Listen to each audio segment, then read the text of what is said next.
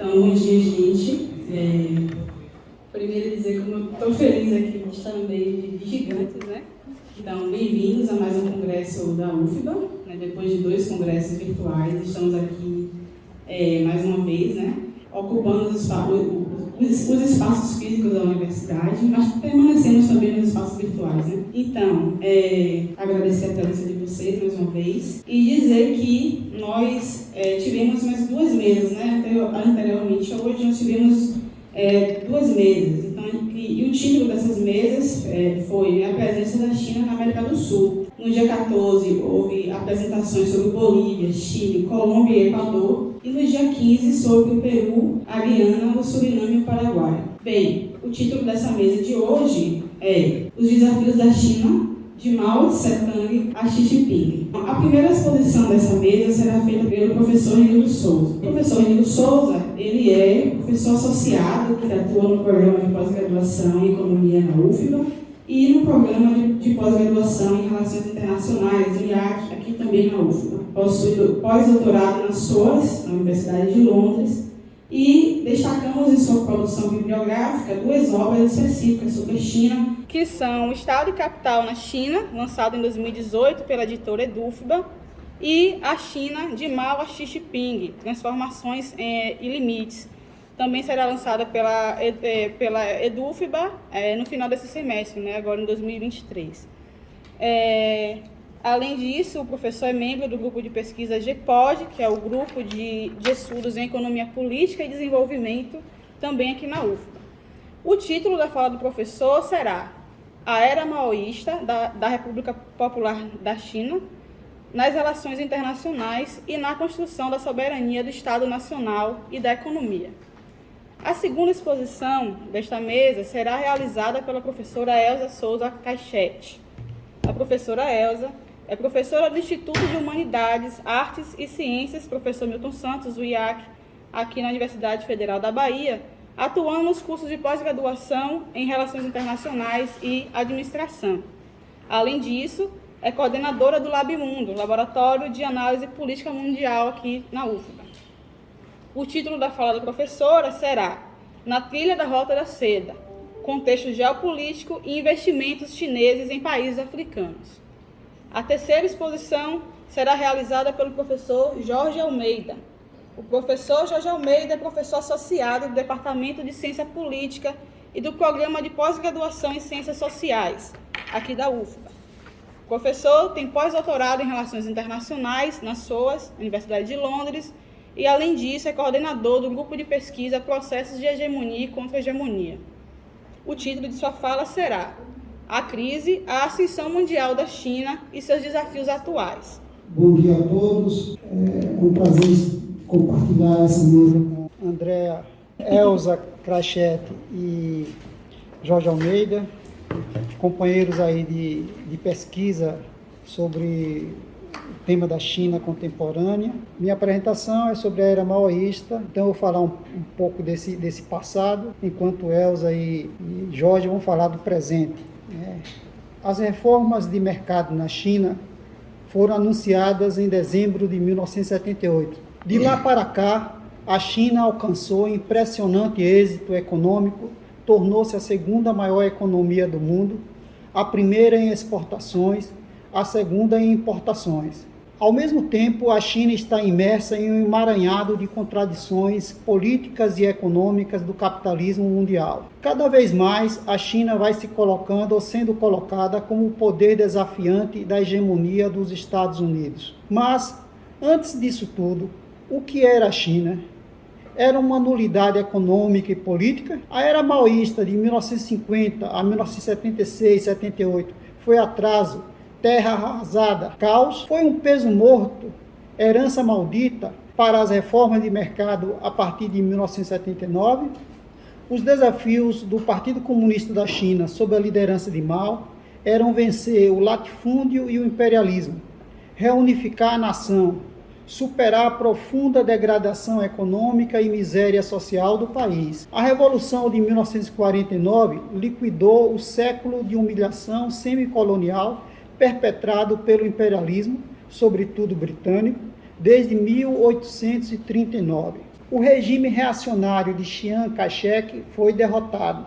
A era maoísta recompôs a soberania nacional através do Estado de República Popular com perspectiva socialista e construiu as bases da modernização econômica. A China tornou-se um país industrializado no final da década de 1970, registra Eric Hobsbawm. Acrescente-se, porém, que se tratava de uma industrialização com nível tecnológico ainda muito baixo. Sami Amin confirma que no período maoísta houve um processo de industrialização e rápido crescimento econômico. As taxas de crescimento foram 2 vezes maiores do que na Índia. Entre 1952 e 1978, o PIB aumentou anualmente em 6,2% em média, conforme a Amin. A indústria destacou-se com a elevadíssima taxa de 9,4% ao ano e os serviços cresceram a 4,5%, enquanto a agricultura teve um menor desempenho relativo com 3,4%.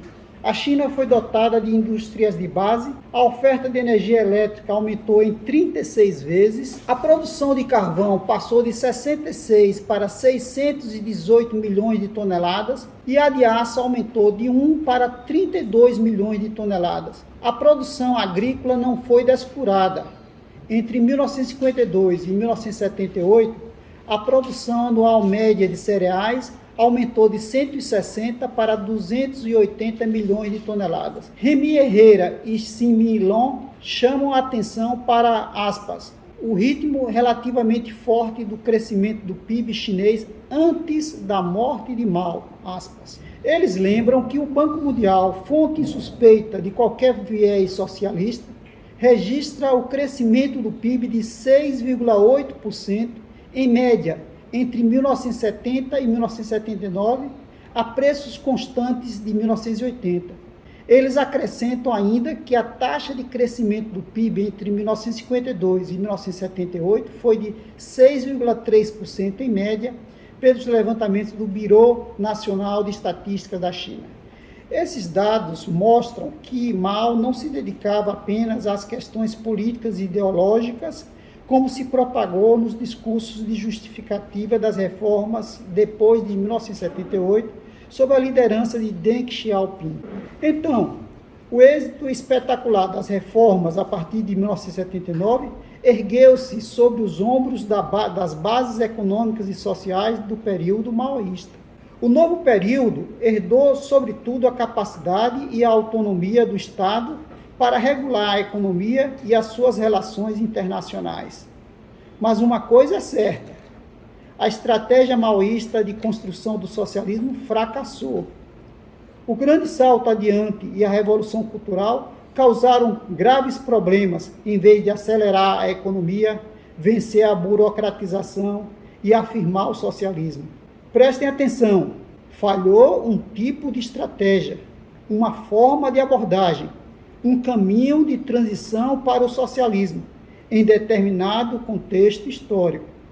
Não fracassaram e não são inviáveis o socialismo e o comunismo como perspectiva revolucionária de alternativa radical de liberdade e igualdade para a humanidade em face do horror capitalista. Mao vivia assombrado pela possibilidade de restauração do capitalismo na China. Com as reformas, a partir de 1979, a restauração burguesa transmutou-se do fantasma imaginado por Mao em forma viva e real de um processo desdobrado, incessante, expansivo do grande capital na economia chinesa. O retumbante êxito do crescimento da economia, com regulação estatal e também predominância dos mecanismos e instituições capitalistas, capital, propriedade privada, lucro, mercado e exploração do trabalho, realimenta automaticamente a dominação e reprodução do capital. Mas, surpreendentemente, a restauração burguesa na China não assombrou os confiantes dirigentes do Partido Comunista, pós-Mao, até que chegou Xi Jinping. Mao olhava para a China não capitalista e via um fantasma burguês. O PCCH, pós-Mao, olhava e olha para a China engolfada pelo capitalismo e via e vê socialismo. Na China, antes das reformas, Mao se colocou em guarda contra um fantasma. Na China, sem Mao, o partido baixou a guarda e convidou o capital a dar carne, ossos e sangue ao fantasma. O que o presidente Xi chama de expansão desordenada do capital atende pelo nome de economia capitalista. Aumentam as tensões entre o governo Xi e os bilionários capitalistas chineses. Ademais, a China enreda-se nos indispensáveis e infinitos vínculos com a economia capitalista mundial em meio a receios de bloqueios e sanções ocidentais. Qual o papel político da China no mundo? A relevância internacional da China mantém-se desde Mao. Os períodos Mao e Xi Jinping são caracterizados por maior ativismo político da China na cena internacional, não obstante as fortes diferenças de forma e conteúdo entre as duas fases. Com Mao, a pauta era o internacionalismo proletário, a tentativa de revolucionarização internacional. Com Xi Jinping, em um mundo completamente dominado pelo capitalismo, é a vez da assertividade da grande potência chinesa. É a vez das disputas tanto em comércio, exportação de capitais e domínio tecnológico, quanto em liderança geopolítica. O cerco geral, político e econômico contra a China de Mao, até o início dos anos 1970, transmutou-se agora, no período Xi Jinping, por parte dos americanos e aliados, em estratégias de contenção política e militar e guerra americana comercial e tecnológica. Em ambos os períodos, liderados por Mao e Xi, destaca-se o traço comum e estratégico da defesa da segurança nacional e soberania do Estado chinês. Agora, vou destacar, na forma de pontos, alguns processos e políticas da era maoísta nas relações internacionais. Guerra da Coreia. Em agosto de 1950, a aviação dos Estados Unidos bombardeou algumas cidades chinesas. Em outubro desse ano, o PCCH, sob a liderança de Mao, decidiu pela intervenção da China na guerra contra a agressão estadunidense. Em dezembro de 1950, o exército chinês derrotou 350 mil soldados dos Estados Unidos e aliados, expulsando-os da Coreia do Norte. Os chineses ultrapassaram o paralelo 38, sustentaram a guerra até o armistício em julho de 1953. Bandung e África. A China participou da histórica Conferência de Bandung, a qual, em 1955, lançou o movimento dos não alinhados, com destaque para a Índia, Iugoslávia e Egito. Essa era uma via internacional alternativa à Guerra Fria entre Estados Unidos e União Soviética. A ajuda concreta da política internacionalista do Estado chinês teve um ponto alto de cooperação econômica na construção ferroviária entre a Tanzânia e a Zâmbia, de quase 2.000 quilômetros entre 1968 e 1976. Para esse projeto, a China levou à África 56 mil pessoas entre engenheiros, técnicos e trabalhadores e garantiu empréstimos sem juros de 988 milhões de yuans, além de equipamentos. Vietnã. Durante a Guerra do Vietnã, a China, apesar de suas dificuldades domésticas, desenvolveu valorosa solidariedade entre 1965 e 1975, com envios de 5.396.600 toneladas de grãos, 610.600 toneladas de fertilizantes químicos, 4.730 tratores, 35.035 caminhões, 127 locomotivas, 686 embarcações, 857 mil bicicletas, 5.373 máquinas para a construção de estradas. Teoria dos três mundos. A política internacional da China, nos anos 1970, era fundamentada em um pensamento estratégico elaborado por Mao e conhecido como Teoria dos Três Mundos. Aparentemente, era uma atualização, na verdade, esdrúxula, do internacionalismo proletário nas condições globais à época. Em abril de 1974, Deng Xiaoping, vice-primeiro-ministro da China, em discurso na ONU, referiu-se à teoria dos três mundos da seguinte forma: o primeiro mundo seria formado pelas duas superpotências, o imperialismo norte-americano e o assim chamado social-imperialismo soviético. E o segundo mundo seria composto pelos países da Europa Ocidental e do Leste, Japão, Austrália e Canadá. E o terceiro mundo reunia todos os outros países, China, Iugoslávia, Chile, com a Allende ou Pinochet, indiferentemente, Cuba, Egito, Argélia, Índia, Brasil, com Médici, Geisel, etc. Relações com a União Soviética. Durante os anos 1950, do investimento da China na indústria, constaram 4% como crédito da União Soviética. Mas essa timidez financeira foi amplamente compensada pela presença dos quase 10 mil técnicos soviéticos e pela capacitação de 28 mil técnicos chineses na União Soviética, segundo o sinólogo americano John Kim Fairbank. A cisão sino-soviética, em 1962, produziu prejuízos produtivos, tecnológicos, políticos e diplomáticos à China. O país ficou mais isolado, com perniciosa autarquia da sua economia em face do mercado mundial. De certa forma, os prejuízos causados pela ruptura ajudaram a dar, décadas depois, viabilidade política no PCCH e na sociedade chinesa, a guinada em favor das reformas econômicas no fim da década de 1970, encerrando a era Mao. Portanto, com atraso tecnológico relativo e sem economia competitiva internacionalmente, a China optou pelas reformas. Relações com os Estados Unidos.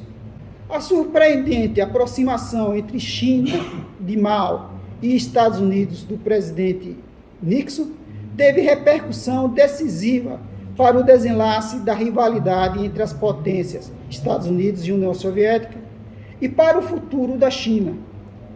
Do ponto de vista dos Estados Unidos, a aproximação com a China isolava a União Soviética e criava as condições geopolíticas na Ásia para a retirada das tropas norte-americanas da Guerra do Vietnã, diante da perspectiva de derrota militar. Em 1972, no Comunicado de Xangai, os Estados Unidos reconheceram o princípio de uma única China.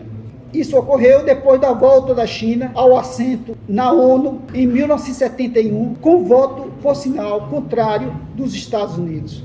Hoje o mundo é outro e a própria China mudou muito. A China de Xi Jinping já não tem sequer a ambígua e controversa teoria dos três mundos como base de suas relações internacionais. Hoje, elementos claramente contraditórios como nacionalismo, livre-cambismo, globalização e não ingerência em assuntos internos orientam a diplomacia chinesa. E eu fico por aqui, já falei muito. Muito obrigado.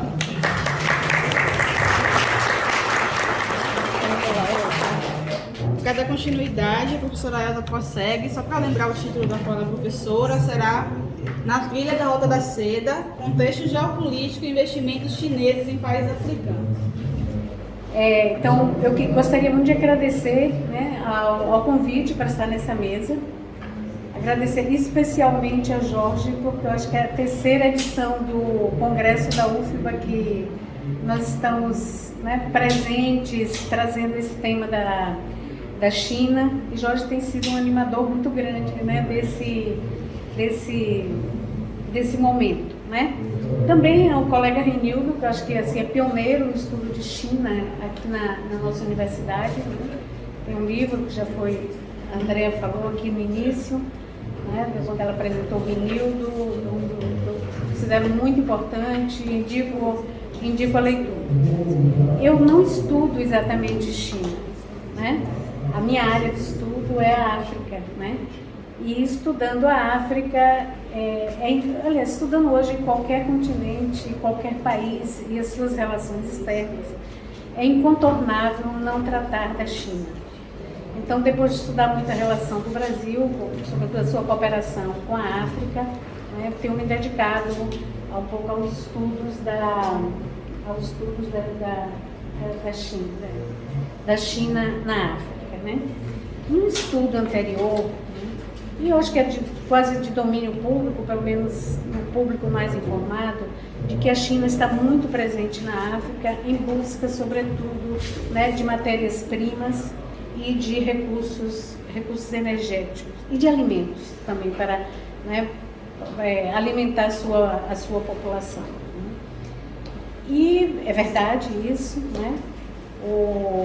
Mas ao realizar essa pesquisa, eu observei que tem uma região da África, né, que vai do Quênia ali até o Egito, que a gente pode chamar de uma forma alargada de chifre da África, porque aqui eu não vou tratar exclusivamente da região geográfica mais conhecida como chifre da África, mas também do Sudão, né, da Etiópia, né, e indo lá até o Egito, né? No estudo anterior, né, os investimentos chineses eram sobretudo em países produtores de petróleo, né? O primeiro país onde havia um investimento muito grande dos chineses era a África do Sul, que aí não tem a ver com petróleo, mas é porque é a economia mais forte, né, mais desenvolvida da África subsaariana, é uma economia mais complexa, está nos BRICS, né, então tem uma relação mais próxima ali diplomática, inclusive com a China. Mas o segundo país é a República Democrática do Congo, que é um país conhecido internacionalmente pelo seu atraso econômico, assim, mas é de uma riqueza, o seu subsolo, que assim, abre um leque de produtos que se encontram naquele subsolo, inclusive petróleo, né? Então é um país que os Estados Unidos, que a China mais investiu. Segunda, teve a terceira, a Nigéria, Angola, e aí vem a Etiópia, né? Que é um país que não se destaca pela produção de petróleo, mas que tinha grande investimento. Era o quinto país de maior investimento chinês. E a Zâmbia, né? Então, mas aí começou a me chamar muito a atenção de por que o Quênia e de por que a Etiópia, né, aparecia como países, né, onde havia muitos investimentos chineses. Então, não parecia ligada a essa dinâmica só da busca de matérias-primas e do petróleo, né? E aí que eu começo a olhar essa parte do continente, né? E primeiro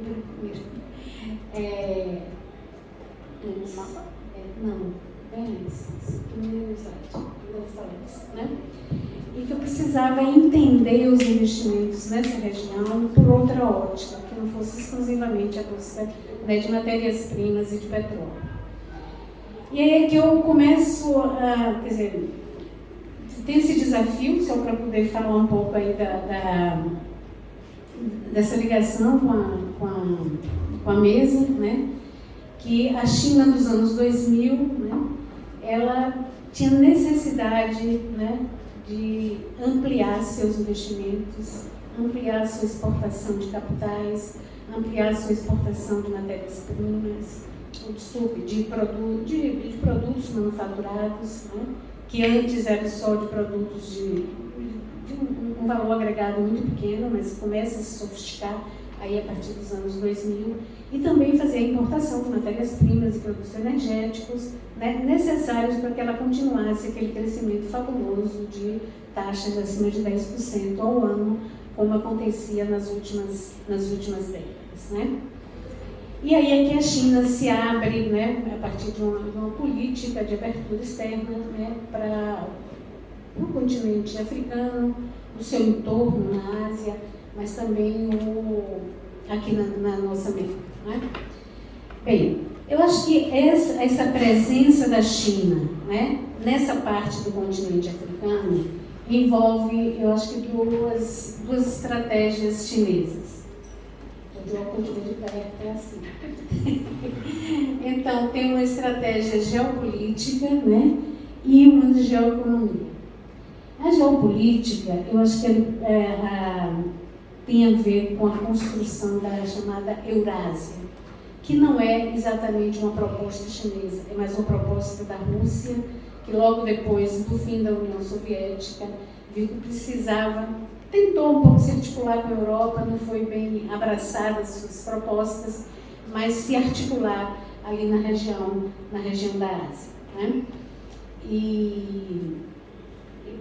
E a China, né, se envolve nessa proposta e visa fortalecer laços, né, os laços diplomáticos com a Rússia, né, que foi, como o Rinaldo chegou a falar aí, né, uma palavra no período anterior, mas também com a Índia, com o Irã e com o Paquistão, né.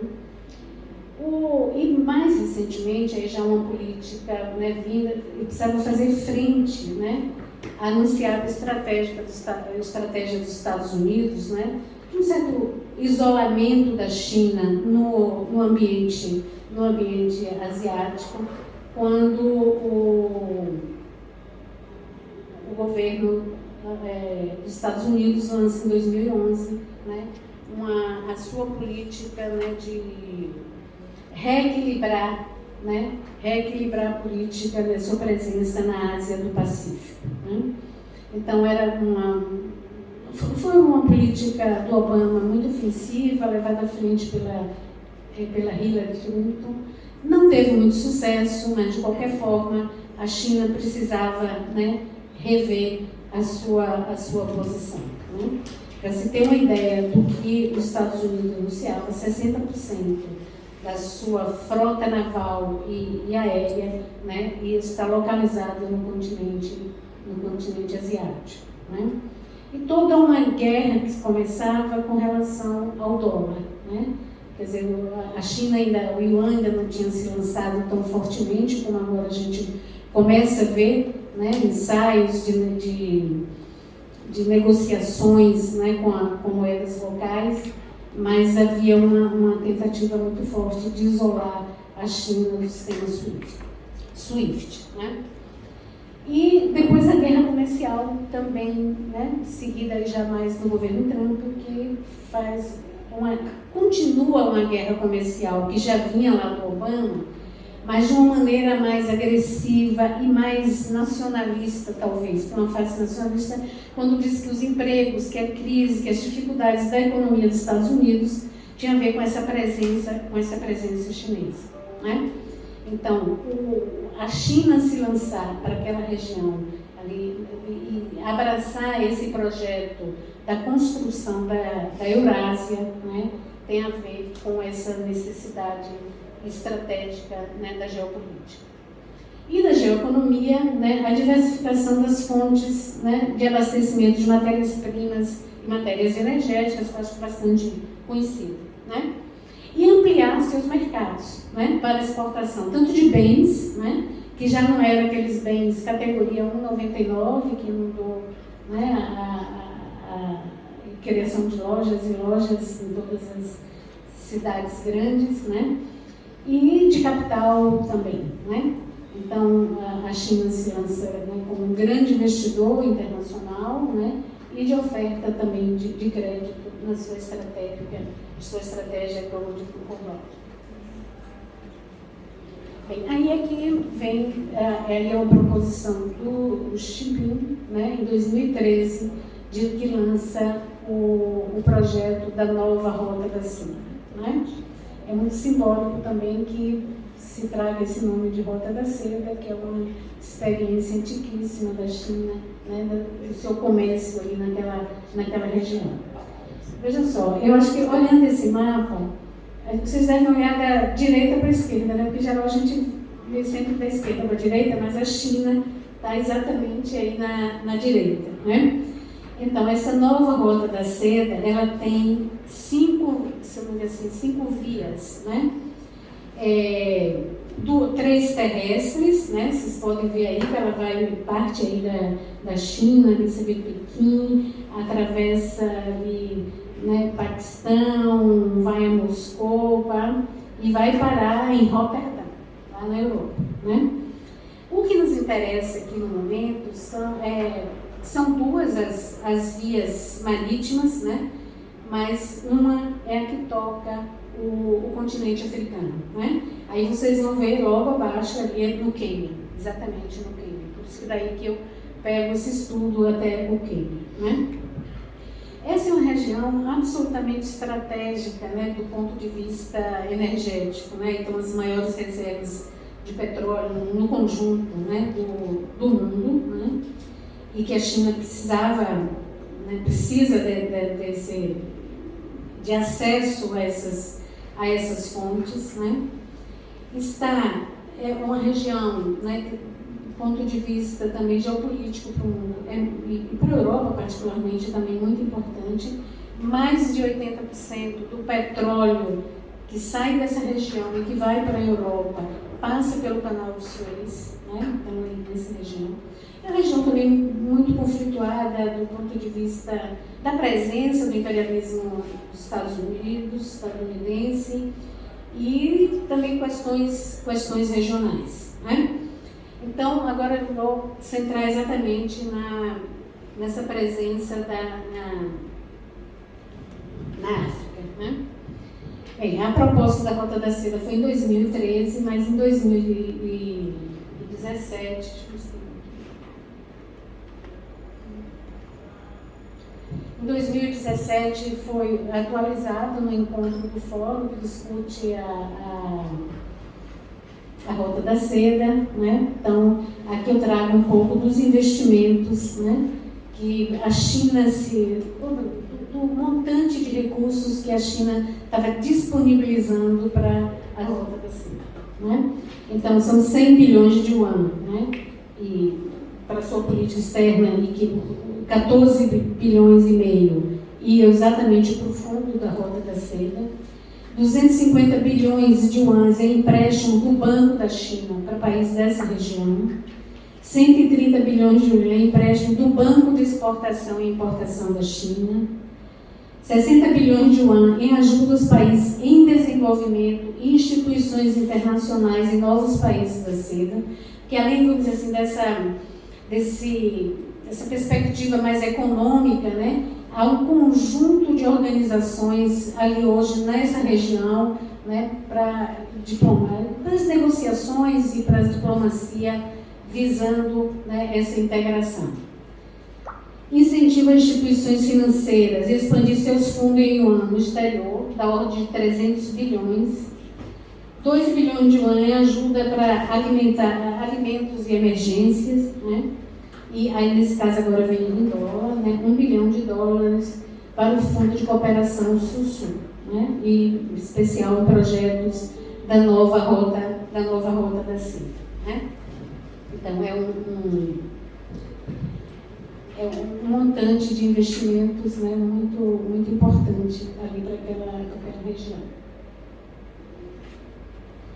Bem, um estoque de investimentos, né, aí pegando os países que nós estamos trabalhando, que é o Quênia, né, a Etiópia, Sudão do Sul, Eritreia e o Djibouti e a Etiópia e o Egito, né?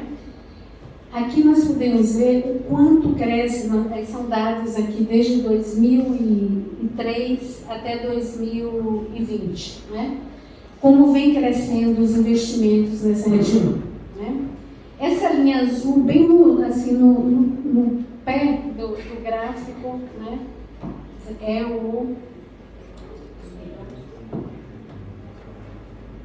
É Djibouti. Esse azulzinho bem embaixo ali no gráfico. É um país importante para a China, né, do ponto de vista de que é o país onde a China implantou a sua primeira base, né, militar fora do seu continente, né. É tão estratégico ali, né, no Mar Vermelho, ali, onde passa 80% do petróleo que vai para Europa, né? E é onde também os Estados Unidos tem uma base militar. Né? Então, a China diz que não tem uma política só defensiva, não nada, né, agressiva e tal para a região, mas o futuro vai dizer muita coisa. Né? Em seguida, né, nessa aí meio terrosa, essa cor meio terrosa, vem o Egito. Né? O Egito que está ali no canal de Suez. Né? Depois vem em cinza, também muito pequena, a Eritreia, que é um país pequeno, mas que começa a ter uma importância por causa de seus portos. Né? O Quênia, né, essa faixa, Eritreia cinza, o amarelo, a Etiópia, veja a importância que tem a Etiópia, que é um país que não é rico em petróleo e recursos minerais. São investimentos, sobretudo na agricultura e em atividades industriais assim, de pequena sofisticação. Né? Coisa de madeira, material de construção civil e tal. E o Quênia, né? a faixa azul, né? Também não é um país tão importante assim, do ponto de vista de recursos minerais, disponibilidade de recursos minerais, mas é onde assume uma importância, né, muito grande hoje na estratégia da China nessa região. É ali que a Rota da Seda toca. Né? E aí vamos ver como, né, cresce aqui nessa região. E o verde é o Sudão. E logo assim, quase como uma sombra, tem um Sudão do Sul, que é um azul em cima aí dessa linha verde. Você lembra? O Sudão do Sul é o único país, o Sudão se divide aí em 2011, né? Em Sudão e Sudão do Sul. Então, aparece muito mais esse investimento no Sudão, no Sudão do Sul. Vejam só, eu queria agora falar um pouco desses investimentos, né? No caso do Egito, né? Eu acho que os investimentos são resultado da posição estratégica que tem o Egito ali na região do canal de Suez. Né? São investimentos na área de energia e na área, tem uma grande zona especial de exportação. Né? Que são zonas com grandes investimentos chineses, nós vamos ver depois aqui um quadro que mostra mais detalhadamente isso, né? E também com alguns investimentos, né, mais industrial. Né? O outro é o amarelo, a Etiópia. Né? A Etiópia é, sobretudo, investimentos na agricultura e na área do transporte. Né? Na agricultura, porque na estratégia de se voltar para o mercado externo, a China precisa também de alimentos para alimentar a sua população, para não admitir parte da política do governo de que ele não vai deixar a sua população passar por períodos de fome, como aconteceu em momentos anteriores. Né? E o Quênia, né? O Quênia também é essa azul, ele cresce muito e cresce por uma razão muito especial. Né? O Quênia vai ser o ponto nodal, daí estão partindo grandes estradas, ferrovias, tanto para a Etiópia como para o Sudão, né? Para o Sudão do Sul.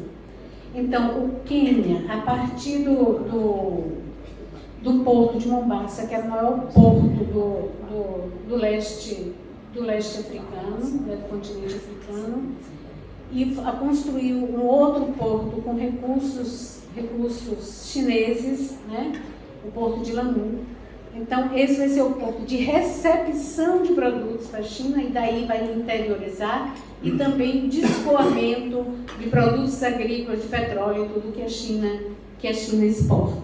Né? Então, o Quênia é hoje muito estratégico para a China por conta, né, dessa sua posição. Né?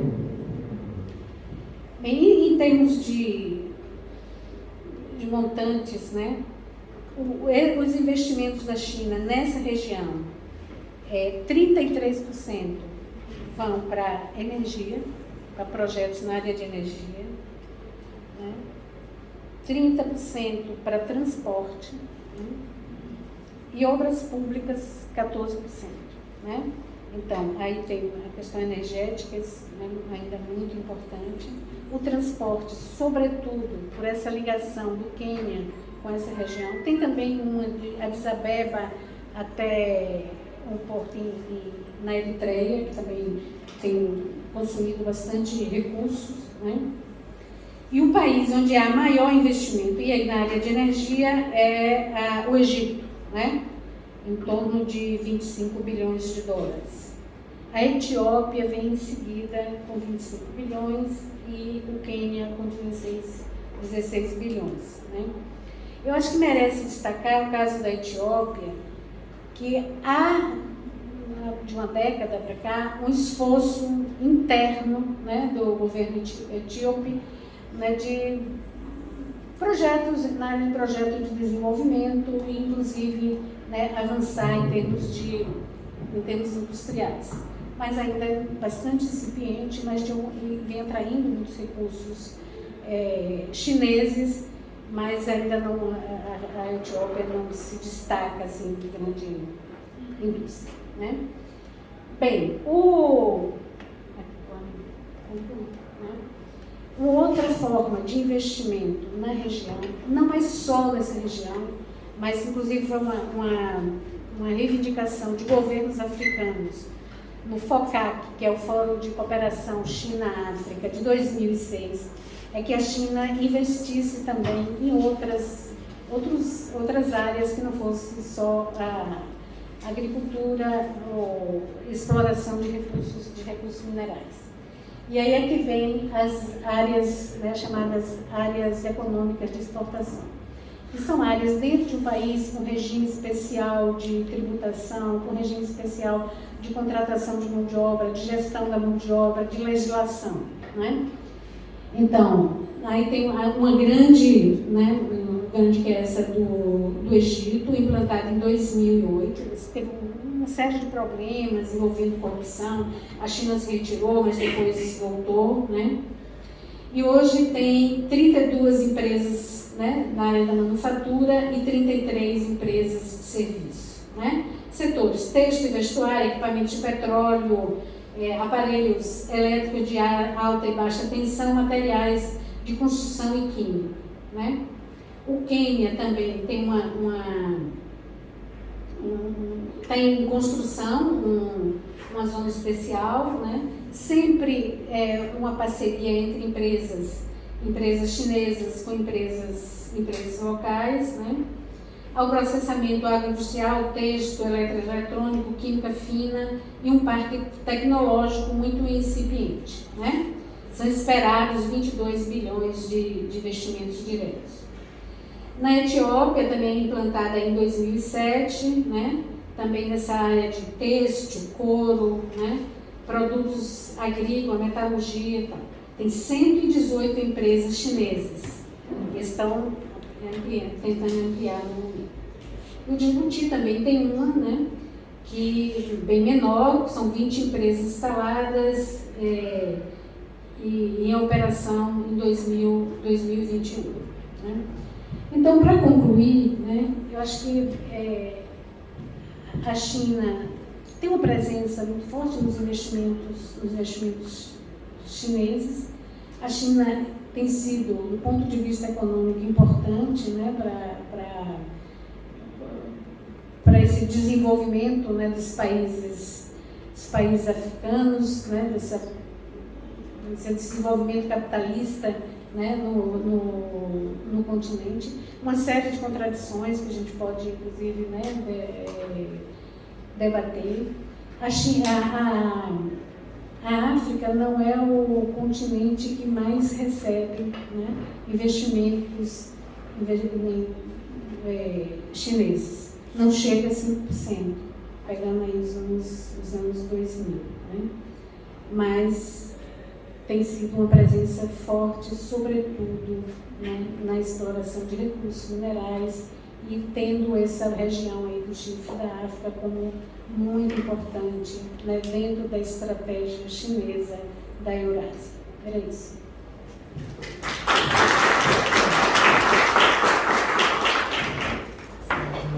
Dando prosseguimento aqui à mesa, o professor Jorge agora, como a nossa professora, o título da fala do professor, só para lembrar, será a crise, a ascensão mundial da China e seus desafios atuais.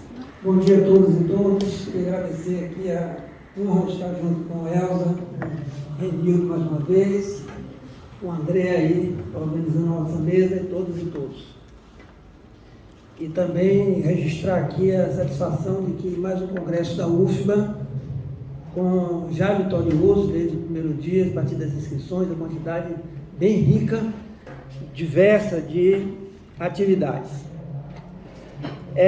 Inicio dizendo que o desafio que a gente tem aqui de fazer uma mesa de Mao Tse Tung e Xi Jinping em 3 falas de 20 minutos é tão grande quanto o desafio da China, né? A muralha da China é enorme para a gente atravessar. Cada fala dessa daria para fazer umas 3 mesas separadas. Bom, eu vou começar colocando o seguinte: os pontos sobre resoluções do Congresso do Povo, ou seja, Assembleia Popular Nacional da China, que foi realizada na segunda semana de março. Há poucos dias atrás ocorreu uma sessão dessa Assembleia que elegeu Xi Jinping para o 3º mandato de presidente da República pela unanimidade dos 2.952 membros que estavam presentes na Assembleia. A Assembleia, no regime Partido Estado Chinês, é praticamente homologatória das decisões do partido. Em outubro de 2022, no 20º Congresso do PCCH, Xi Jinping já havia sido eleito para o 3º mandato de secretário-geral do partido. Além disso, foi também reconduzido à chefia da Comissão Militar Central. Significa que Xi Jinping é reeleito pela 3ª vez, uma mudança, vamos dizer, constitucional da China, provavelmente 3 eleições, acumulando ao mesmo tempo os 3 cargos políticos mais importantes da China: secretário-geral do partido, presidente da República e comandante da Comissão Militar. Esse processo de centralização política não pode ser visto como suposta vontade de imposição pessoal de poder de Xi Jinping, como a grande mídia geralmente fala, mas deve ser entendido no quadro de um contexto nacional e internacional de risco de polarização social interna e de bipolarização imperialista em nível internacional. Ou seja, há uma necessidade de uma maior centralização política para enfrentar os desafios que estão colocados tanto do ponto de vista internacional quanto nacional, pois esses 2 aspectos estão profundamente interrelacionados a partir do momento em que a China se integrou profundamente à ordem social capitalista, imperialista internacional. Quando a China... Bom, alguma coisa cortou. Depois de 29 anos de esforço de transição ao socialismo, no qual houve muitas disputas sobre o rumo, mas predominava o sentido de socialismo, conforme Renildo registrou aqui, o chamado período maoísta, ocorreu a vitória da corrente ou do campo partidário chinês, que patrocinou, independentemente de suas intenções, os 45 anos de conversão ao capitalismo. A China viveu 29 anos de tentativa de transição ao socialismo e depois disso 45 anos de conversão ao capitalismo. A China se tornou uma grande potência, um capitalismo monopolista que mantém uma relação imperialismo-dependência com os países da periferia, que é como eu particularmente entendo, inclusive, essas relações construídas na África e em outras regiões. De acordo com a teoria marxista, o capitalismo monopolista implica expansão extraterritorial e imperialismo via intercâmbio desigual e exportação de capitais na forma de investimentos e financiamentos, que é o centro da ação chinesa no âmbito internacional. O resultado é uma relação imperialista de dependência com os países da periferia, aqueles menos desenvolvidos ou subdesenvolvidos. Quais os desafios atuais da China?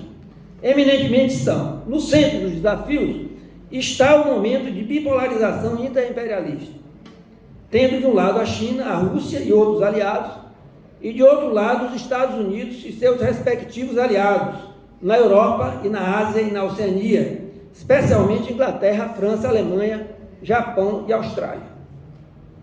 Esta bipolarização tem se expressado em múltiplas ações em todos os recantos do planeta e provocado uma mudança de estratégia da parte dos Estados Unidos e de seus aliados.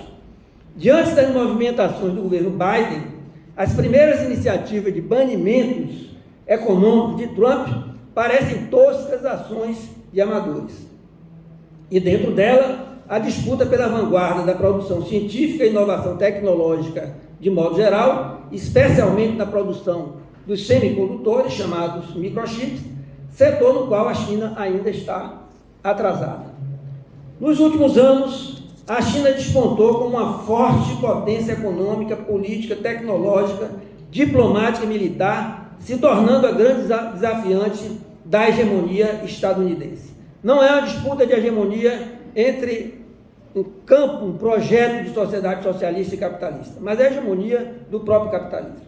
45 anos após o início das reformas pró-mercado, em 1978, a República Popular da China tem hoje o segundo PIB do mundo, pelo critério do FMI, conforme registrado já também por Renil, e o primeiro PIB de acordo com a metodologia do Banco Mundial.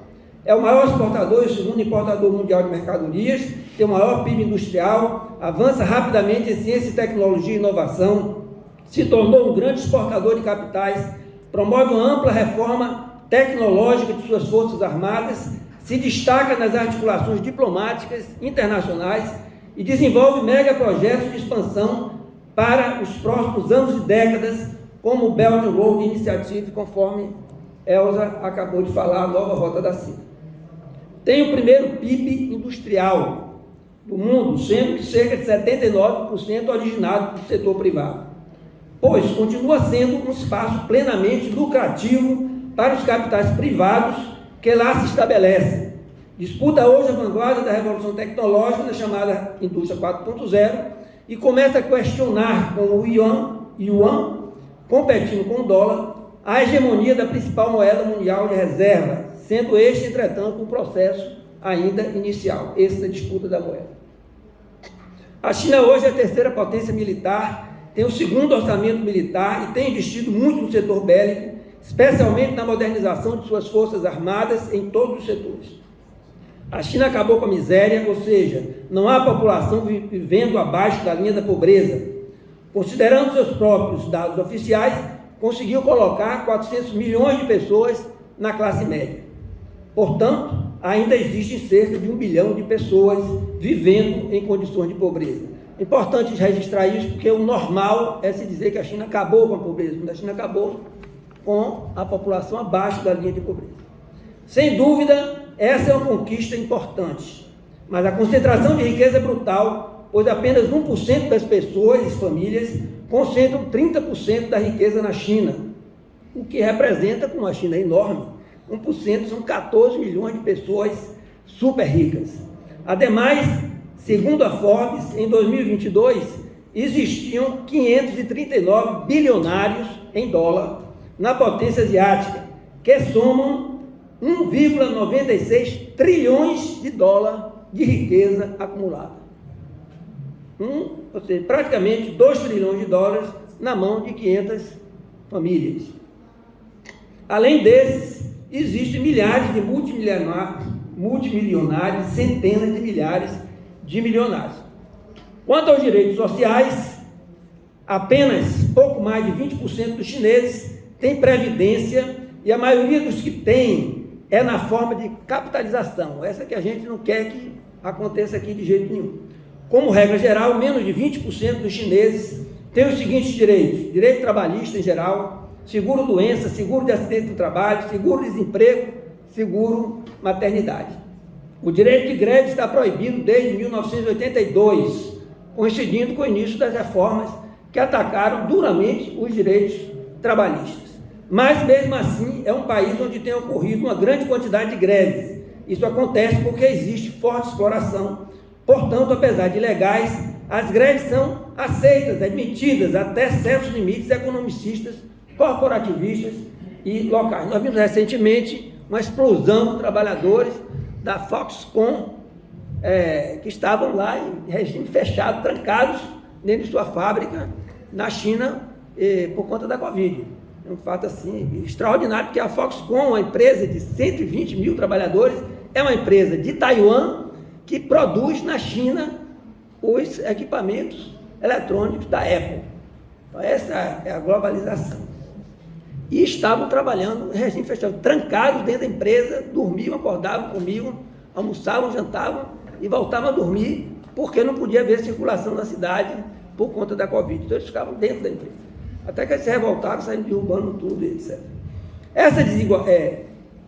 A China avançou em política sanitária, como ficou evidente no esforço investido para controlar a pandemia do coronavírus, mas não há atendimento de saúde público gratuito e universal. As pessoas têm que apelar para planos de saúde privados, pagar os atendimentos, fazer empréstimos ou pedir ajuda de familiares. A universidade pública é paga e as desigualdades regionais continuam muito fortes. Há ainda uma maior exploração dos imigrantes internos, ou seja, dos próprios chineses que se deslocam do interior para os grandes centros urbanos principais e não possuem um passaporte interno chamado de RUPO. Essa desigualdade é reconhecida pelo Partido Estado, explicitamente ou através de medidas que vêm sendo tomadas com o discurso do objetivo de construir uma, entre aspas, prosperidade comum. Longe, a nosso ver, entretanto, de ser uma prosperidade comunista ou socialista. O objetivo, na verdade, diz mais respeito a que, junto ao desenvolvimento econômico em geral, com a correspondente acumulação capitalista e a consequente construção de grandes fortunas, o povo também possa obter benefícios dessa prosperidade, mesmo na relação de explorados e exploradores. Isso tem refletido, de modo geral, na diminuição da pobreza e na melhora das condições de vida do povo, mas tem uma semelhança mais próxima de um projeto de objetivo de um tipo de Estado de bem-estar social ou de um nacional desenvolvimentismo com alguma justiça social do que com o comunismo. A maioria das grandes empresas estatais são mistas e estão na Bolsa de Valores. A participação de capitais privados, nacionais e estrangeiros, inclusive nos bancos estatais, pode se fazer até o limite legal de 25%. Portanto, os banqueiros estrangeiros participam, de algum modo, na gestão desses bancos e investem ali porque são lucrativos, né, evidentemente. A China, nos últimos anos, inclusive, foi o principal receptor de investimentos estrangeiros. As grandes empresas monopolistas, capitalistas, imperialistas, vão para lá por quê? Porque é um espaço de acumulação de capital dos melhores hoje a nível internacional. Apesar dos bloqueios, sanções e banimentos econômicos patrocinados pelo governo dos Estados Unidos, Trump e Biden, em 2020 e 2021 a China foi o maior destino desses investimentos estrangeiros, como eu acabei de dizer.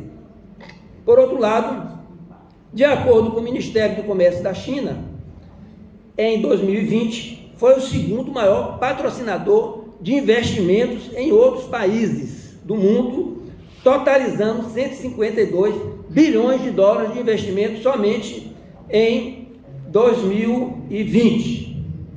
Ano 2020, em que a China passou a deter o segundo maior estoque mundial de investimentos capitalistas, dando um grande salto em relação a 2010. Em 2010, o estoque de investimentos chineses no exterior era de 317 bilhões de dólares. Em 2020, chegou a 2 trilhões 580 bilhões de dólares. É o que as empresas chinesas têm investido com exportação de capitais em outros países.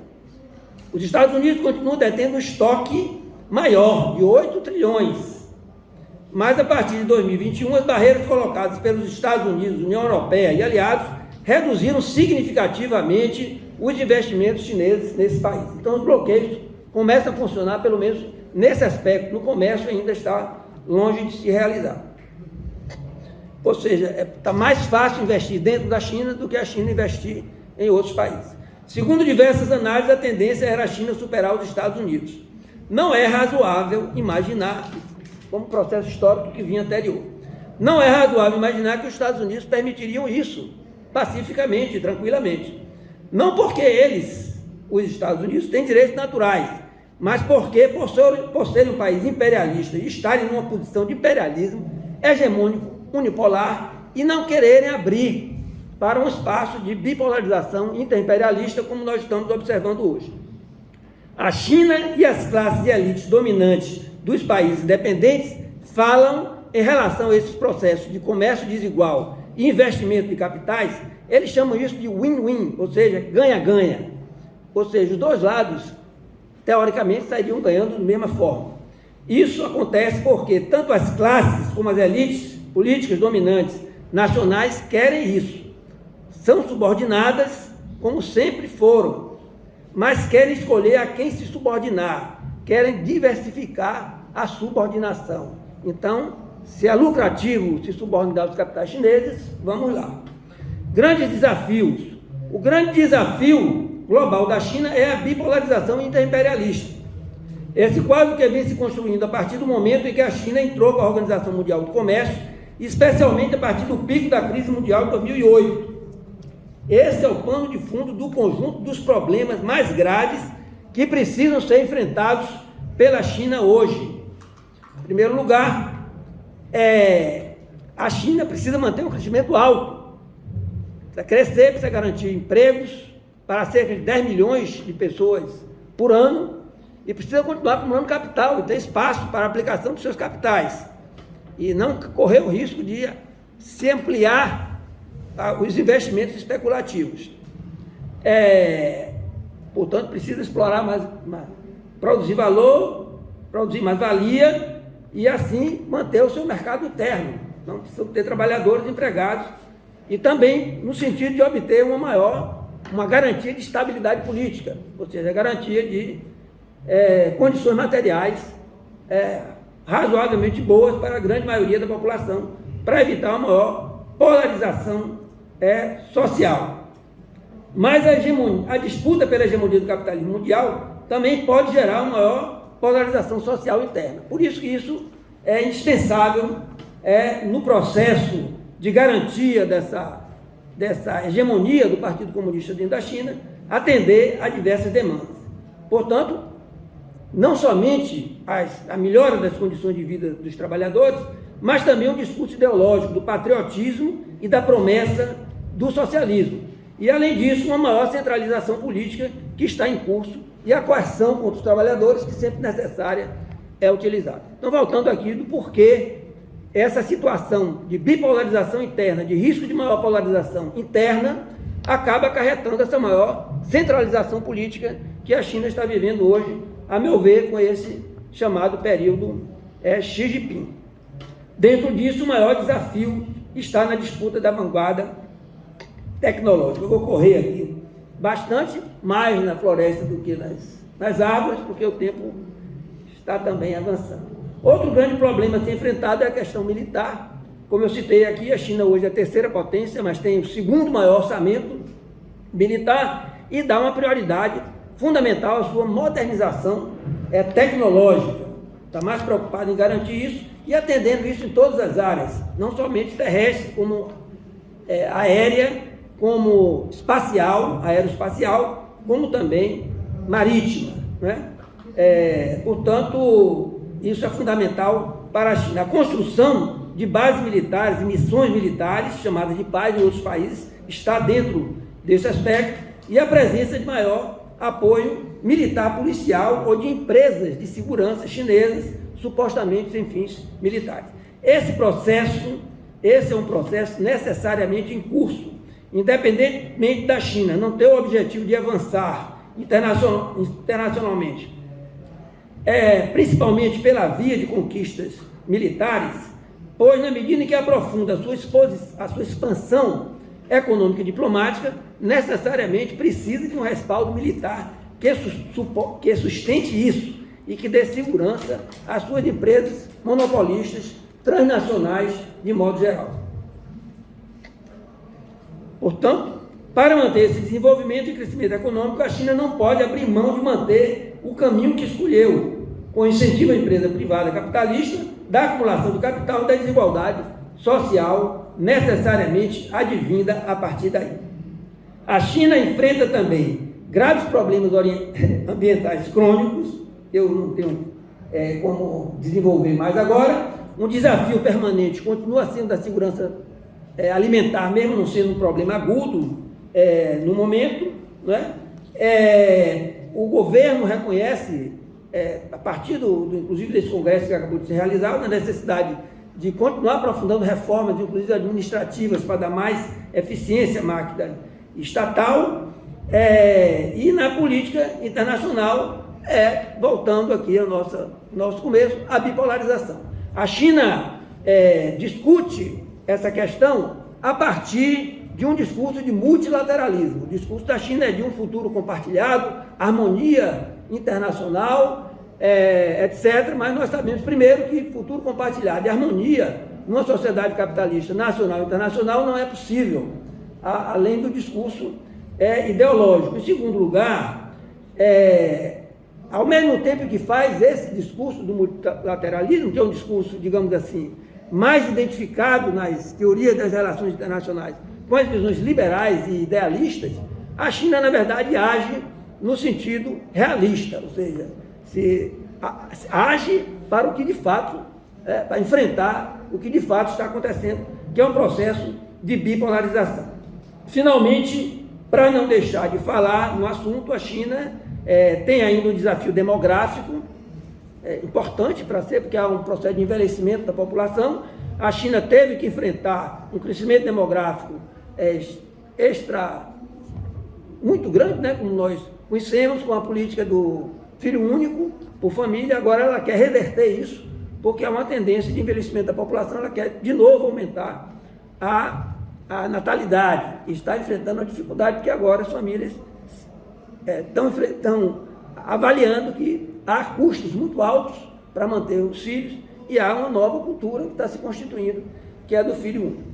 E o outro desafio central que está colocado e sempre aparece na pauta como um ponto, por conta de provocações dos Estados Unidos e de Taiwan, que é da reunificação completa nacional da China, com a reincorporação de Taiwan plenamente ao Estado chinês, que é uma reivindicação que consideramos justa da China, do ponto de vista histórico, né? E que a China corretamente continua considerando Taiwan uma província rebelde. Então, eu vou aqui, e a China, é evidente, pretende resolver esse problema num processo de transição, dando a Taiwan uma condição, um status de um país, dois sistemas, que o regime chinês considera que deu resultados positivos, né? Teve sucesso no caso de Hong Kong e Macau.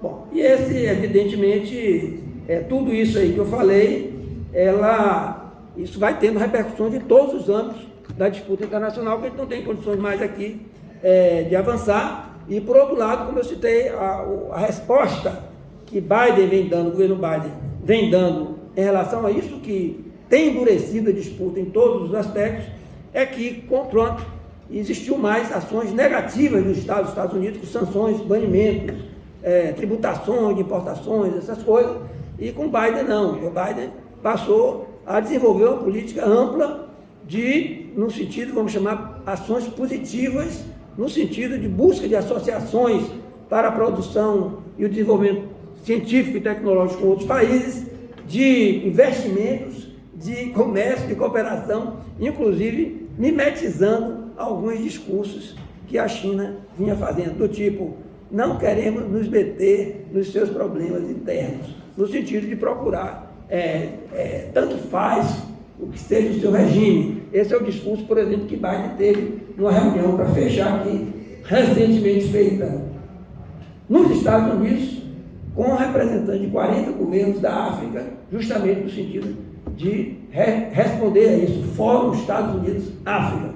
E ele fez questão de mimetizar todos aqueles discursos que a China faz, né? Que é a cooperação, é o bem comum, é o futuro compartilhado. Praticamente as mesmas palavras foram ditas por Biden, e que não importa, não queremos nos meter nas suas realidades internas, etc, etc. É praticamente uma mimetização disso, e mostra como eles estão tentando conter essa situação. Muito obrigado, passei um pouquinho do tempo aí, desculpe. Obrigada, professor. A gente está gravando, né? As 3 mesas, né, foram gravadas. As mesas serão divulgadas antes de abrir para perguntas. Só que eu gostaria de enfatizar essa importância do livro do professor Remildo, que ainda não comprou, que ainda não leu, que é o livro Estado Capital na China. É um livro, assim, muito importante para entender, né, de forma profunda, assim, a questão da China na atualidade. E um livro que será lançado no final do semestre, que é A China de Mao a Xi Jinping, Transformações e Limites, né? Será lançado agora pela EDUFBA no final do semestre. E agora acho que a gente abre para perguntas. Bom dia, parabéns pela mesa, pelas apresentações. Para mim ficou claro nas 3 apresentações o seguinte: eu resumiria, na verdade, as 3 apresentações em uma palavra: enigma. A China permanece sendo um claro enigma. Tá? Desde as relações da China com os países de África, as relações, as diferenças entre a China de Mao Zedong e a China de Xi Jinping, do professor Remildo, a primeira da professora Krachek, e o desafio geopolítico para o mundo a partir do crescimento da China do professor Jorge Almeida. Eu vou focar na questão da geopolítica e trazer um artigo do professor Jeffrey Sachs, onde ele fala de cinco geopolíticas para o século XXI. Ele fala das 4 primeiras, pressupondo sempre um país hegemônico, e ele afirma um multilateralismo, né? Uma geopolítica multilateral é uma posição dele, e ele traz um parágrafo sobre a intenção da China, que é construir um mundo com uma geopolítica comum. Enfim, é um texto do professor Jeffrey Sachs, e eu trago para a mesa mais como uma provocação sobre essa pretendida geopolítica que a China estaria trazendo para o mundo. É isso. Boa tarde. Meu nome é Jabi. Na verdade, eu participei nessa palestra para dar algumas considerações também, não só porque gostei muito desse temático, e dizer que as informações que os professores dar são mais importantes, né, que vendo que a África tem outra contradição. Na verdade, eu não faria algumas perguntas, mas algumas considerações, que é muito importante no temático. Eu vejo que tem uma disputa bastante na África, nesse quadro jurídico.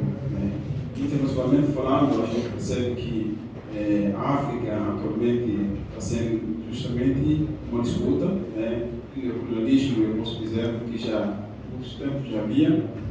Entendendo agora qual é o passo, que quando a China, desde 2009, tome quase é considerado como o maior parceiro, da África, você percebe que os países ocidentais eles ficam refém, ou seja, eles têm eu queria desse ciúme, eu falo assim, que a China está tomando um lugar, que eles sempre tinham, mas não conseguiram dar conta. A China, com seu crescimento, e a sua parceria na África, é muito relevante. Eu não diria que a China consegue fazer tudo na África e também que não tem as suas culpas, ou seja, explora, claro que sim. Mas eu diria menos explora a África do que os povos ocidentes. Percebe só uma coisa?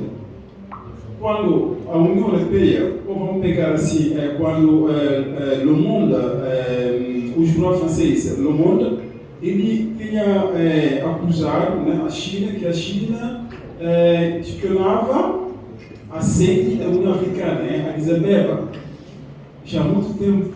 Mas por que eles fizeram isso?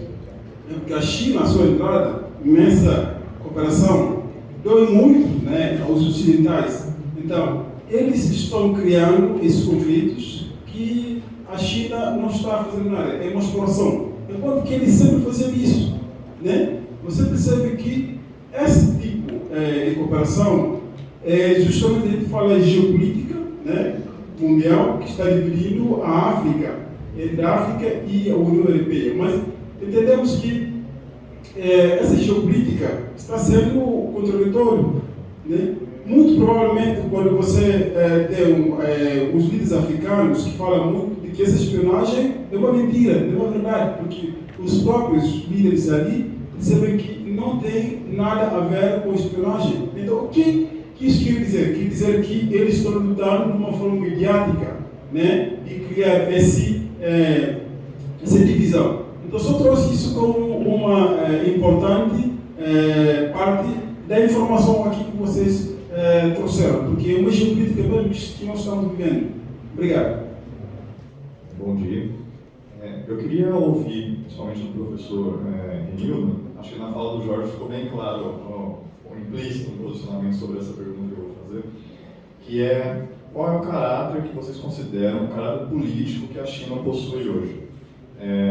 Em relação mesmo, se a gente poderia dizer que houve uma restauração capitalista ou não, ou se daria em torno de um socialismo de mercado, né? Como uma estratégia política. Acho que essa é a pergunta do enigma, né? Que o companheiro citou ali. Sabendo que, assim, o que define o capitalismo como modo de produção é a propriedade privada, né, dos meios de produção, trabalho assalariado, a existência de mercado como central de produção. Essas três coisas a China claramente possui. Mas é de se levar em consideração também a detenção do poder político, né? E que na China, acho difícil dizer que a burguesia tem um poder político lá, já que ela está submetida ao controle do Partido Comunista, né? As decisões financeiras, industriais e produtivas geralmente passam por uma grande organização e centralização do próprio partido. Daí até que a burguesia local tem a se adaptar, né? E uma coisa que é importante levar em consideração também é que esse grande desenvolvimentismo, né, que a gente vê na China só é possível na periferia do sistema mundo em países que realizaram uma revolução socialista anticolonial. A gente teve ensaios desenvolvimentistas no Brasil, na periferia do sistema, né, mas nos países dependentes eles nunca conseguiram se efetivar de fato, a não ser nos países que de fato realizaram uma revolução anticolonial liderada por partidos comunistas, né? Que eram, as revoluções socialistas na periferia foram todas anticoloniais, né? E só as revoluções anticoloniais que conseguiram levar o desenvolvimentismo em frente. E houve isso, né? Acho que na fala do Reino ficou muito claro, principalmente na época do Mao, né? Mas haveria então tido de fato uma restauração ou uma readaptação estratégica, né?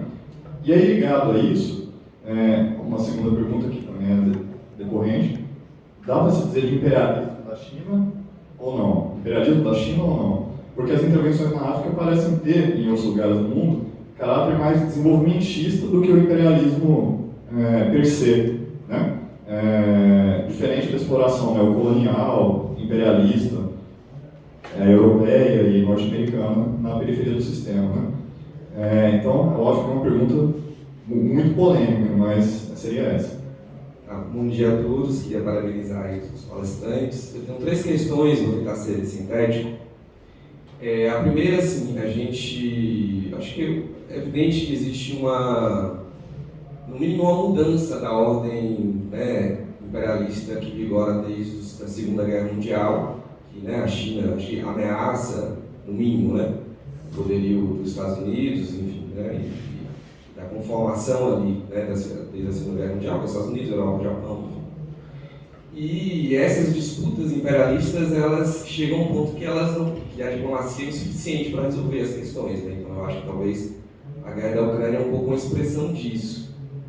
E a guerra da Ucrânia tem nos colocado várias dúvidas e questões, né? Eu queria perguntar um pouco a partir disso, né? Primeiro, não sei se é possível desenvolver isso aqui, mas em que medida essa guerra, quais as implicações dela para, né, as influências da China, né, no resto do mundo. Depois, em que medida a gente pode pensar, né, a partir dessa, porque a guerra até então, até ela eclodir, havia quase que todo mundo achava que não ia acontecer, ou que se acontecesse seria muito rápido, que a gente estava vendo é que ela chegou no lamaçal, enfim, ninguém sabe quando vai, como vai se resolver. Então a questão na disputa desse imperialismo norte-americano com o imperialismo chinês, é possível pensar que pode chegar um conflito, a uma guerra, um conflito como chegou no caso com as disputas com relação à Rússia, né? Jorge Almeida falou do tema de Taiwan. Há uma escalada de tensões com relação ao tema de Taiwan, por exemplo. Hoje por hoje, ao que parece, a China não quer guerra, né? Não quer guerra com ninguém até então. Mas será? Até quando, né? A segunda questão sobre esse tema dos investimentos cada vez maiores, né, da China na África, me parece que tem também havido investimentos e toda uma tentativa de influenciar o Oriente Médio, enfim, eu queria que a professora, se pudesse, explicar um pouco melhor o porquê, né, desses investimentos, enfim. E por último, sobre esse tema das políticas sociais, né, se há alguma perspectiva da China de ampliar essas políticas sociais, enfim, de, em alguma medida, até por conta dessa disputa imperialista, enfim, de tentar se afirmar enquanto alternativa ou outra alternativa, enfim, se existe alguma perspectiva nesse sentido. Bom dia a todas e todos. A pergunta do colega no seu nome, eu concordo com as perguntas dele, muito pertinentes, e eu queria acrescentar o seguinte, eu não vi tocar no assunto do BRICS na mesa, para falar do BRICS. Eu acho importantíssimo que hoje é um grupo de países, já formado há algum tempo, e que tem a tendência a crescer. O que a mesa pensa do BRICS e da evolução do número maior de países que vão fazer parte desse grupo político e geopolítico também? Essa é a minha pergunta, simples. Bom dia a todos e a todas. Eu sou a Jorge, meu colega aqui de pesquisa, minha colega Andréa também, mediana mesa, meu querido professor Jorge Almeida, professor Renildo, que me conhece das redes, né, dos seminários, assim, né, desse processo online virtual. Já estou lendo seu livro também, uma honra também tê-lo aqui. A professora Elza, está aqui, para mim, uma honra, a oportunidade de discutir, debatendo o idioma chinês, um debate tão profícuo, tão importante, necessário nessa nova ordem mundial. Minha pergunta é bem rápida, não sei se sabemos que o tempo é bem curto. A professora Elza falou um pouco de legislação, acordos, leis dos países africanos. Não sei se ela pode me trazer algum dado. Lao Tse é um filósofo antigo que ajudou a constituir a filosofia do taoísmo. Ele tem uma frase que é o seguinte: quanto maior o número de leis, tanto maior o número de ladrões. Há algum acordo na África trabalhista, em termos de leis, de acordos, de tratados, que retratem um pouco a questão da precarização do trabalho? O professor Jorge falou que na China, né, os trabalhadores ficavam confinados trabalhando nas fábricas. Lá na África, há algum indício, algum sinal de precarização que se expresse nessas leis, nesses acordos, nesses tratados? Obrigado. Eu só queria ouvir um pouco mais a mesa.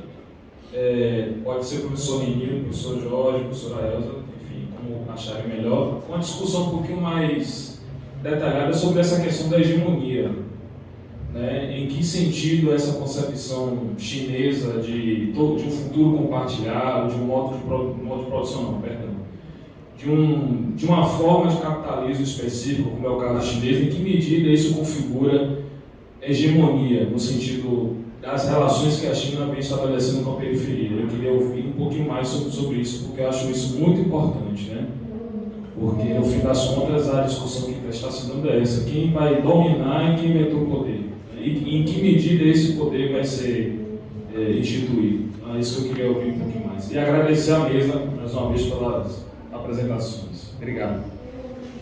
Vou escolher só uma parte aqui, porque pelo jeito a gente vai ter só uns 3 minutinhos, porque a gente começou meio atrasado aqui, o pessoal que chegou, que o grupo anterior atrasou bastante a saída. Então a gente começou com uns 20 minutos atrasado por conta disso. Então por isso a gente tem um pouquinho de, pode extrapolar um pouco, mas não pode extrapolar muito, porque o pessoal da monitoria, etc., tem que encerrar a sala aqui das atividades, tá certo? Bom, eu vou tudo meio vapt-vupt, né? Primeiro, eu vou parafrasear o estado que eu tive agora, talvez eu use isso melhor. Qual o caráter político da China por conta de que a burguesia está cada vez mais rica? A gente viu aqui os dados sociais, as desigualdades sociais, a população de capital e tal, mas o Estado é dirigido pelo Partido Comunista. Eu vou parafrasear o Deng Xiaoping. Ele disse: não importa a cor do gato, contanto que ele caça ratos. O gato seria o capitalismo, da maneira como nós entendemos hoje, né? Os métodos do capitalismo, etc, etc. Eu diria que a burguesia chinesa deve pensar mais ou menos a mesma coisa, certo? No caso, o gato é o Estado, que está caçando gatos, que é garantindo a sua acumulação de capital, a sua existência como classe e a sua consolidação como classe, certo? Então, a primeira questão é essa. A outra é multilateralismo, né? E as possibilidades desse desenvolvimento, ou dos conflitos que podem ocorrer, etc, etc, etc. Bom, eu sou muito cético a respeito disso, a tendência, porque assim, qual é o grande problema, eu acho, do ponto de vista da dinâmica do capitalismo? De certa maneira, eu acho que dois autores que procuraram enfrentar isso de uma forma teórica e que está se manifestando na prática hoje, foram Mesaros e David Harvey, que de maneira, cada um ao seu jeito, disse mais ou menos assim: a tendência geral do capitalismo é romper fronteiras, inclusive as fronteiras do Estado, maior integração. Quanto mais integração, menos fronteiras, menos moedas diferentes, né? Melhor para a acumulação do capital em geral. Entretanto, ao mesmo tempo que há essa dinâmica, há as dinâmicas nacionais que estão territorialmente e estatalmente representadas, que é diferente disso. Isso gera, portanto, uma contradição dentro do capitalismo e que é o problema que nós estamos enfrentando hoje. Nós tínhamos até recentemente uma tendência de expansão que aparentemente ia essa globalização se aproximando. Os Estados Unidos apostaram muito na China, no sentido de que a China ia se tornar capitalista, mas submetida ao capitalismo principal, que era dos Estados Unidos e os outros, que já existiam. E eu acho que uma parte disso foi alcançada, que foi realmente a China se tornou um país capitalista, só que se transformou num grande opositor, né? Então, aquela velha criou a cobra para mordê-lo, dentro da lógica da ordem capitalista. Mas realmente se transformou num grande desafiante do processo. Daí voltou a questão da bipolarização interimperialista, que em outros momentos da história já ocorreram, momentos de maior multilateralização, momentos de bipolarização, um momento mais recente historicamente foi da unipolaridade hegemônica dos Estados Unidos, que está sendo quebrada pela ascensão chinesa em todos os aspectos, porque é isso que é importante a gente considerar. Nós estamos analisando aqui um aspecto particular da China, porque exporta, importa, porque produz, exporta capitais, que é o principal elemento, inclusive, para considerar que é um país imperialista. Na leitura que eu tenho da obra marxista sobre o imperialismo, a começar pelo Lenin e da teoria marxista da dependência, outra referência fundamental, o elemento central para caracterizar uma posição de país imperialista e de país dependente é a exportação de capitais. E nós vimos aqui o volume, porque não estamos falando de uma ou outra empresa em relação a um ou outro país. Nós estamos falando de um processo totalmente abrangente, onde Elza, inclusive, o senhor destacou, a África é o continente onde a China menos investe, é muito falado, mas é onde menos investe. Os principais investimentos da China estão nos outros continentes todos, inclusive no Brasil. Você sabe qual foi o país onde os capitais chineses mais investiram no mundo no ano de 2020? O Brasil de Bolsonaro. 2020, não, 2021. Certo? O Brasil de Bolsonaro. Certo? Aquele que fazia aquele discurso contra a China. É isso aí. Então, e isso é aceito. Por que é que isso acontece de forma pacífica, sem a China quiser invadir um país? Porque as condições objetivas já foram criadas. O próprio neoliberalismo, o próprio processo de globalização anterior, etc., criaram as condições de facilidade para a penetração do capital chinês. A China não precisa promover mudança de regime, não precisa derrubar governos. Por que as reformas trabalhistas já foram feitas, as reformas já foram quebradas, os protecionismos, as barreiras alfandegárias, está tudo quebrado.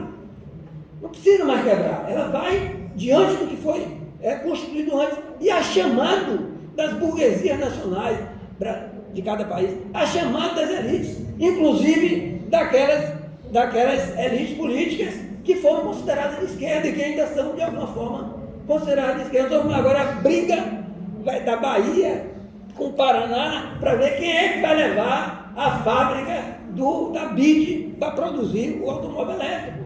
Certo? Aqui é o governo do PT, lá o governo de direita. Estão disputando para quem vem. E vai ganhar quem der mais favor, mais benefício, reduzir os impostos, ter mais tempo sem impostos, ter mais infraestrutura pronta, etc, etc. É um cálculo de custo-benefício que a China vai fazer.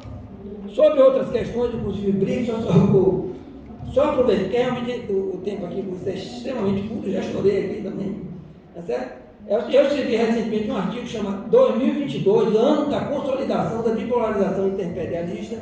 Não é um artigo muito longo, está no site, no blog A Terra é Redonda, então indicaria a vocês fazer essa leitura. E outra coisa, assim, nós temos diversos, só um merchandising, fora da minha resposta, nós fizemos um webinário, os mesma composição nossa aqui, pessoal, Renildo, Gepod, Elza do Labimundo, eu do grupo de pesquisa Hegemonia contra Hegemonia, fizemos 2 webinários nos 2 últimos congressos da UFBA. No primeiro tem 6 mesas virtuais, estão todas no site da UFBA. No segundo tem 10 mesas, onde nós abordamos mais diversas questões de presença da China no mundo, disputa tecnológica, questão ambiental, China na África, China na América do Sul, China no Brasil, China na Bahia, certo? É uma coisa bem abrangente. Muito obrigado, desculpa o tempo passado. As perguntas que foram colocadas aqui são perguntas fundamentais. Primeiro, capitalismo e socialismo. Segundo, imperialismo. Terceiro, expressões desse processo político e econômico relativamente aos BRICS e ao desenvolvimento. Sobre o capitalismo e socialismo, eu acho que há uma abordagem desde sempre, muito antiga, desde Napoleão. Napoleão dizia que a China era um quebra-cabeça, era impossível compreender a China. Então, aqui foi dito que é um enigma. Esse é título de livro. Na literatura sobre a China sempre há essa abordagem. É um mundo muito desconhecido, muito antigo, muito longe do Ocidente. Então, são problemas muito complexos que não dá para conhecer. Eu acho que essa não é, inclusive eu comento isso no meu livro, eu acho que essa não é a resposta, no livro que está publicado desde 2018. Não se trata de nenhum enigma. Os problemas podem ser conhecidos, podem ser pesquisados, podem ser discutidos. Não estamos diante do igual impossível, né? Como dizia Kant. Né? Não há nada disso. Né? Esses problemas são difíceis de compreender se não tivermos uma perspectiva teórica adequada, eu acho. Do ponto de vista do marxismo, o que é que nós podemos dizer sobre essa questão do capitalismo e socialismo? É satisfatório apenas dizer que isso é um enigma? Do ponto de vista do marxismo, o que é que podemos dizer em relação ao poder político, com uma economia cada vez mais de polarização social, evidente, com uma sociedade de capitalistas?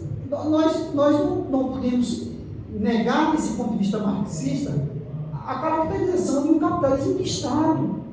O poder político aparece aí como se fosse capturado por esse processo evidente de propriedade privada dos meios de produção, a lógica da acumulação capitalista, a finalidade que é o lucro. Então, nós não podemos ignorar essas determinações econômicas e sociais. O Xi Jinping, olhe bem, Xi Jinping parece que tomou choque, tomou consciência, como eu tentei abordar, desse problema. Está tentando enfrentar esse problema, mas não enfrenta, não consegue. No novo livro que eu vou lançar, eu chamo de armadilha lógica, em que está encerrada a China. Porque o Xi Jinping falar em futuro compartilhado, prosperidade comum, bem-estar geral, falar essas coisas e cobrando, como ele tem cobrado nos últimos anos, do grande capital, Alibaba, Tencent, Baidu, essas grandes empresas, esse enfrentamento que ele teve, essas tensões, esses episódios recentes, ignorar a profundidade da lógica dessa economia, como ela está estruturada. Ou rompe com a propriedade privada das grandes empresas, do grande capital, ou não tem saída. Não adianta Xi Jinping e o Partido Comunista ter todo esse grande poder e dizer que está havendo uma expansão desordenada do capital. E isso só ocorre porque foram criadas condições. Existem condições materiais, condições reais, condições objetivas para esse grande capital, para essa expansão desordenada desse capital. Ou trata o enfrentamento dessas condições, ou vai ficar como Marx gostava de ridicularizar, né? Vai ser apenas uma proclamação de voto piedoso, como diria Marx, votos piedosos, né? Apelos morais, e não vai enfrentar esses problemas dessa restauração efetivamente burguesa, né? Essa 2049 é a data marcada no calendário para segundo a liderança chinesa, a concretização, o coramento do socialismo na China. O que está ocorrendo? Diante dessa... Só queria dizer o seguinte, que essa bipolarização, nós já vimos isso depois da Segunda Guerra Mundial. Quando chegou o imperialismo americano chegou também de um modo diferente do velho império colonial britânico, diferente do velho império colonial francês. Foram modalidades diferentes. As modalidades que a China está chegando agora, e o BRICS é muito importante, a África é muito importante, né? São modalidades diferentes do Ocidente, diferentes dos Estados Unidos, com a agressividade militar americana típica, com as condicionalidades do FMI, do Banco Mundial, né? Nos empréstimos, nos créditos. Então a China só pode chegar ao que está posto, instalado, hegemônico, que são os Estados Unidos, o poder dos Estados Unidos, de modo diferente, de forma diferente, por uma via distinta. Então, a abordagem chinesa, necessariamente, é uma abordagem diferente, mas uma abordagem que tende a ser imperialista na relação com os países periféricos, inevitavelmente. A forma é necessariamente diferente, porque ela está chegando, e os Estados Unidos já estão aí, já estão postos. Então, o modo de construir a sua hegemonia, a sua aceitação, né, tem que ser do ponto de vista econômico, do ponto de vista político, do ponto de vista diplomático, Tem que ser formas, caminhos distintos, né? E portanto, pode gerar dificuldades de compreensão, de interpretação, achando que é um desenvolvimentismo desinteressado, né? Que tende ao socialismo, mas não, a meu ver, não é. Eu vou tentar dar uma humilde, tentar contribuir. O que pode ajudar a entender essa questão do imperialismo, né, é entender de onde nós partimos para enquadrar a China enquanto um país imperialista. Então, a gente parte do conceito de imperialismo de Lenin, né? Lenin escreveu um livro chamado Imperialismo, Etapa Superior do Capitalismo. Então, Lenin entende o imperialismo enquanto uma fase do capitalismo. E acho que ajuda bastante, é uma obra importante para ler. E aí, quais as principais características, né, que ele vai trazer lá para a gente entender o que é esse imperialismo e por que a gente entende a China como um país imperialista. Então, ele vai dizer que entre essas características ele vai destacar, né, a exportação de capitais, ele vai destacar a existência das empresas monopolistas, a existência do capital financeiro, só que ele vai entender enquanto, né, capital financeiro para ele a junção do capital bancário com o capital produtivo. Então, quando o Lenin trata lá do imperialismo e do capital financeiro, esse capital financeiro ainda estava mais atrelado ao capital produtivo.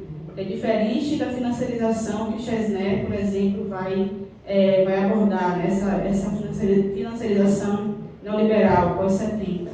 Então, acho que para entender por que a gente entende que a China é imperialista, é ir na base teórico-conceitual que a gente usa para entendê-la enquanto tal. Acho que é isso. Acho que essa é a pergunta que não quer calar, né? Toda vez que você fala de China em relação aos países, não é exatamente essa pergunta do imperialismo, né? E em relação à África, né, muito claramente. Olha só, eu estou de pleno acordo com o que os colegas falaram anteriormente, né? Eu acho que uma das características muito presente nessa presença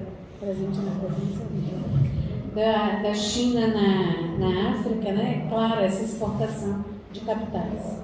Mas sempre também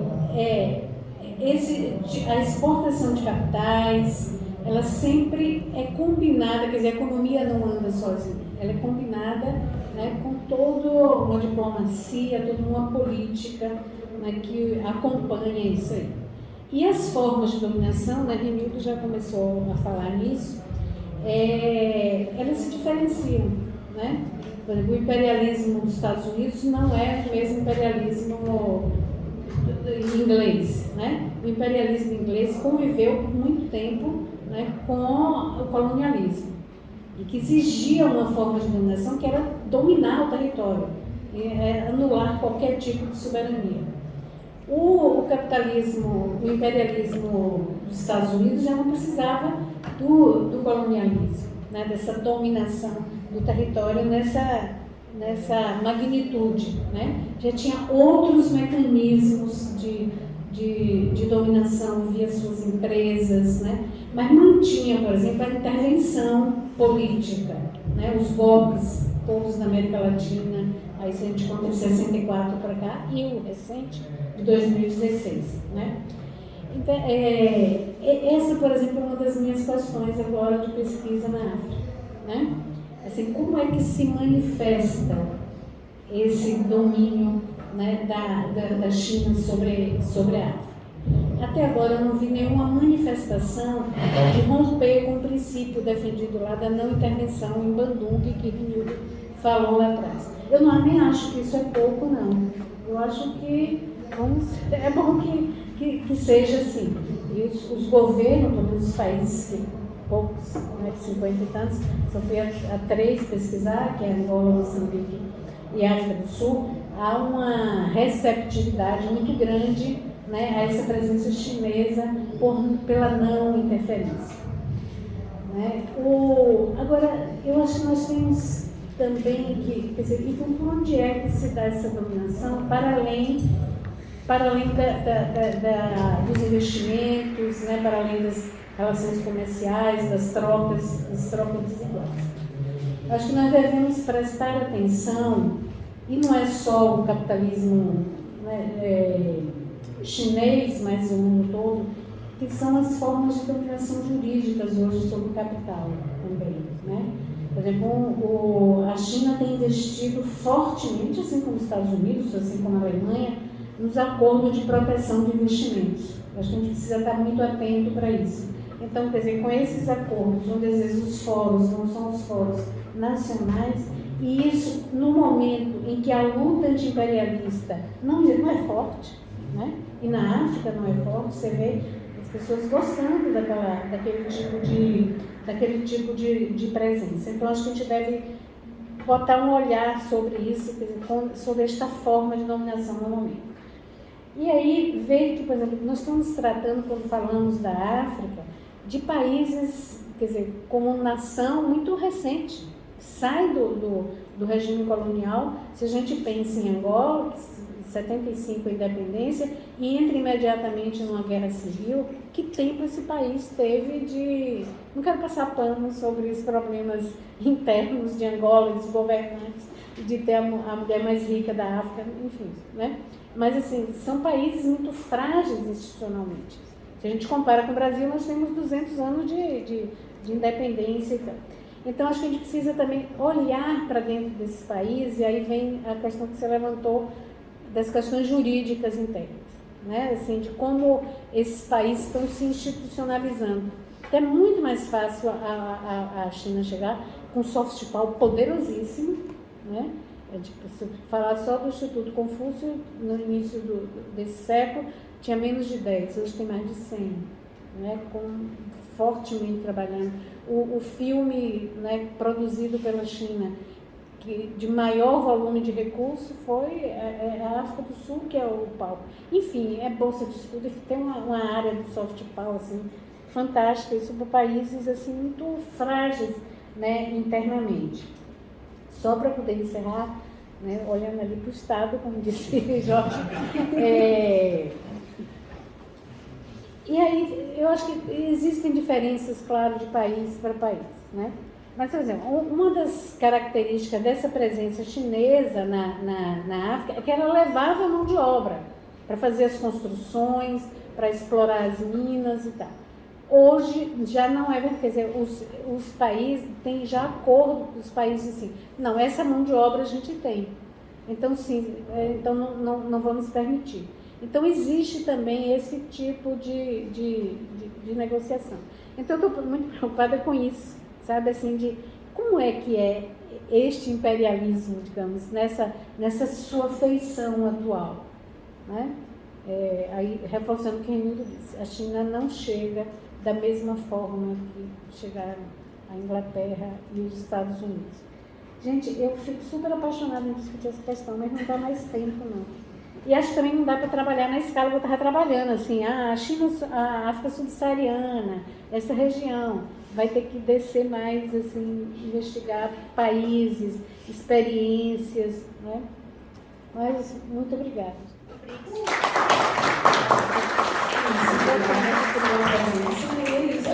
Especialmente a companheira. Eu não falei um pouco de mim, eu sou licenciada em Geografia aqui da Universidade Federal da Bahia.